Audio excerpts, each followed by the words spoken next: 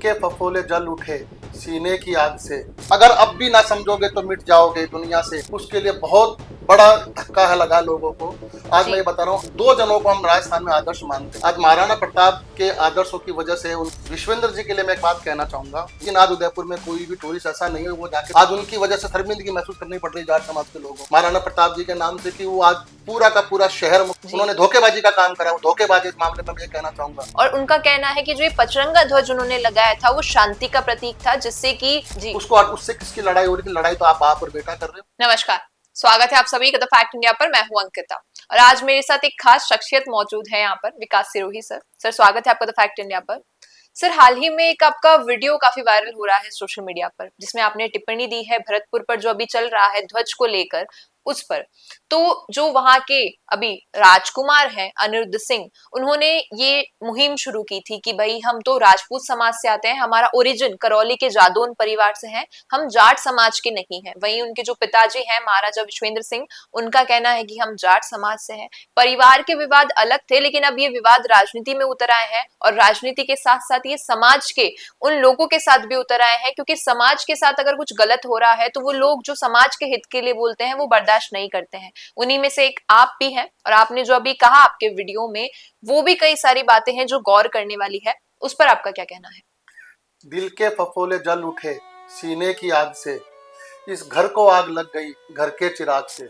जी ये अनिरुद्ध के लिए मैं कहना चाह रहा हूँ, उनको ये सोचना चाहिए कि वो किस परिवार से हैं, किस कुल से हैं। जी आज सूरजमल जी के जो परिवार हैं, जो ये वंशज हैं, उनके तो हमारे हिसाब से तो हमको अभी लग रहा है कि हमारे हिसाब से भी आखिरी हैं, क्योंकि जब ये अपने आप को जाट ही नहीं मानते हैं, जब ये अपने आप को ये कहते हैं कि एक कम्युनिटी में मुझे को शादी करनी है क्या, एक कम्युनिटी से मेरा को लेना देना है क्या, जब उस कम्युनिटी को कम्युनिटी बोलते हैं, तो हमारे जो समाज के लोग हैं, हम जो 36 कौम के आदमी हैं, हमको ये समझ में आ जाता है कि भाई ये हम लोगों को धोखा दे रहे हैं। और अब जो ये 21 तारीख को झंडा लगाने का जो प्रकरण था, उसके अंदर जब राजा साहब ने मना कर दिया कि साहब झंडा आप नहीं लगाएंगे, तिरंगा झंडा लगाएंगे, लेकिन मैं कह रहा हूँ तिरंगा झंडा लगाइए, लेकिन आप समाज का झंडा क्यों नहीं लगा रहे हैं? ये एक प्रकार का जो जाट समाज जो 21 तारीख को तैयारी करके बैठा हुआ था, उसके लिए बहुत बड़ा धक्का है लगा लोगों को। आज मैं ये बता रहा हूँ, आज दो प्रदेश हैं, दो जगह हैं, एक है भरतपुर, एक है उदयपुर।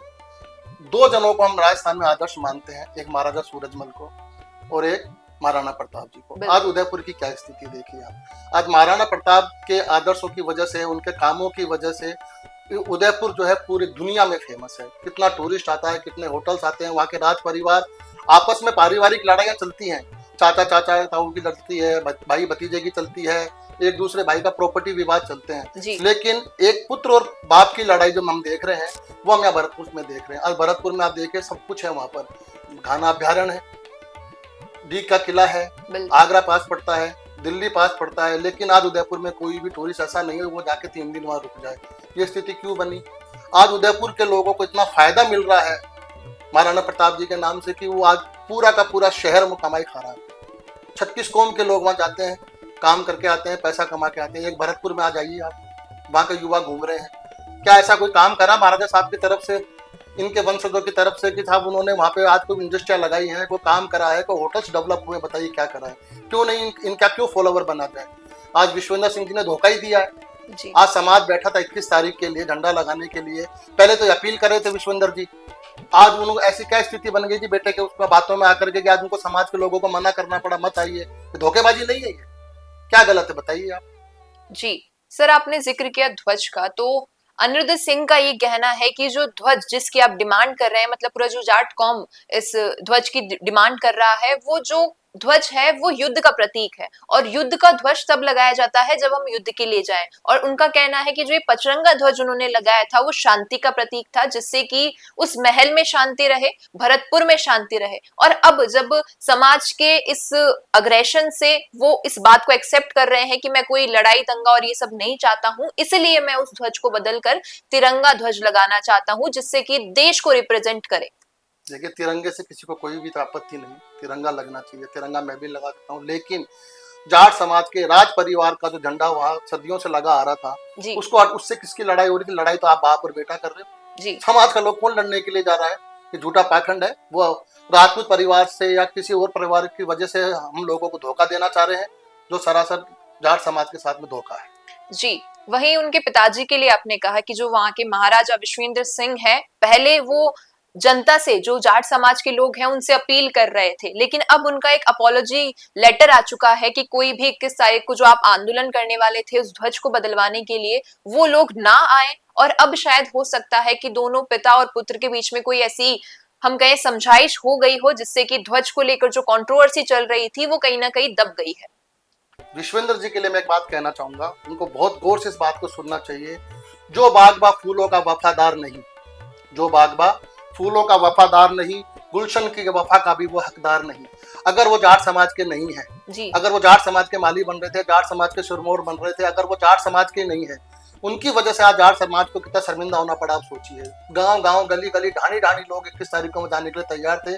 उन्होंने एक फरमान जारी कर दिया कि साहब 21 तारीख को हमारा हो गया, तिरंगा लगाया जा रहा है, कोई नहीं आएगा। कितनी भावनाएं आहत हुई होंगी। ये क्या जाट समाज का धोखेबाजी नहीं है? उन्होंने धोखेबाजी का काम करा, वो धोखेबाजी। इस मामले में मैं ये कहना चाहूंगा, उनको कोई अधिकार नहीं है जाट समाज की गुलिस्ता को खराब करने का, 36 कौम के गुलिस्ता को खराब करने का। आज उनकी वजह से शर्मिंदगी महसूस करनी पड़ रही है जाट समाज के लोगों को। क्यों?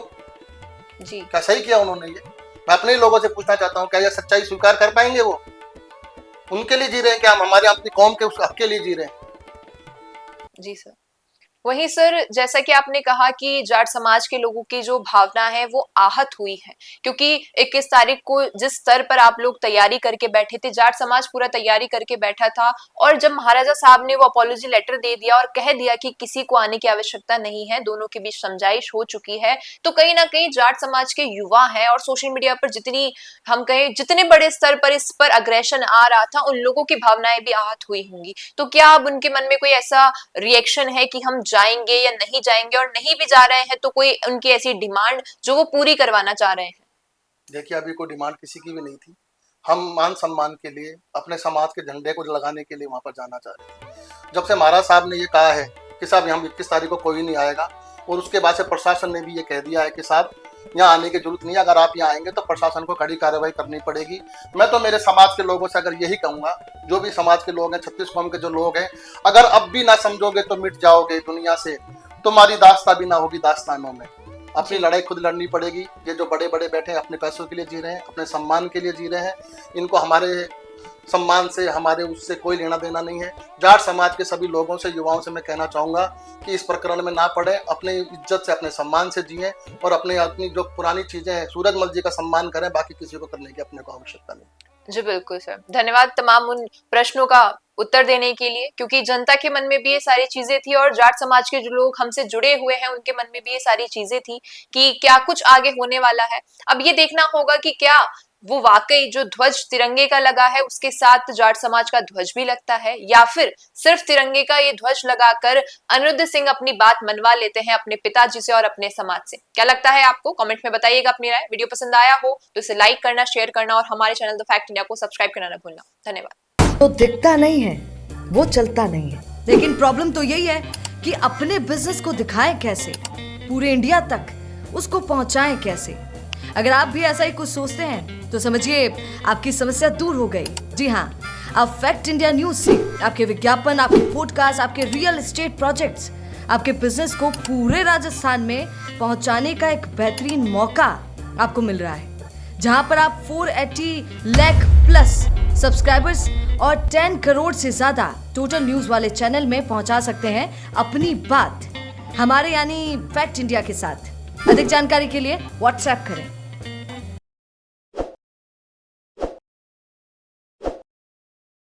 ताज़ा खबरों के लिए विजिट करें द फैक्ट इंडिया की वेबसाइट और डाउनलोड करें द फैक्ट इंडिया ऐप।